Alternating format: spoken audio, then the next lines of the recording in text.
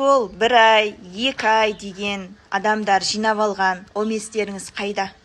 Қайда сол оместеріңіз? Неге бермейсіздер? Неге әкелмейсіздер? Елді соншама неге шулатасыздар? Омес Қытайда өндірілмейді. Бір ай нәрсе айтайын. Оның дилері бүкіл әлемдік бойынша Турция.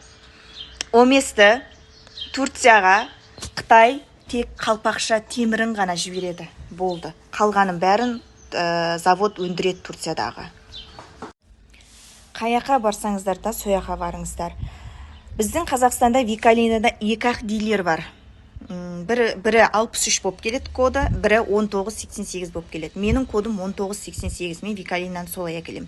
Егерде мен дұрыс тауар, Қытаймен байланысым, ешқандай байланысым болмаса, мен Нұрай, Айс брендтерін шығармаймын ешқашанда. Өйткені менің қолым жете бермейді оған. Бренд шығару оңай емес.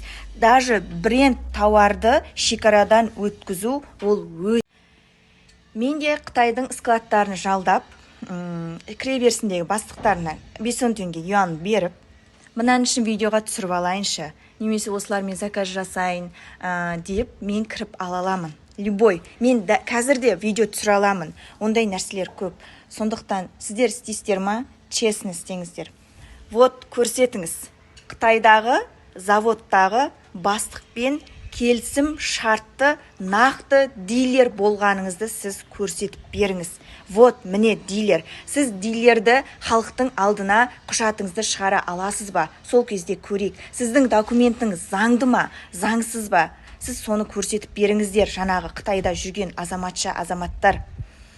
Халыққа көрсетіңіз. Вот, міне, оларда келісім шарт болады арасында. Міне, мына тауарды мен 7 айда, немесе 6 айда, немесе 5 айда өндіріп беремін деген құжатта болады. Вот, соны сіздер көрсетіңіздер.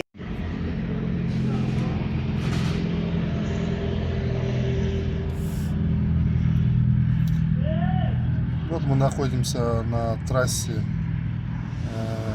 Копчегайская трасса, возле заправки Компас. Со склада все вывозят. Уже мы здесь час стоим, час грузит и грузит. Есть фура вместе с прицепом.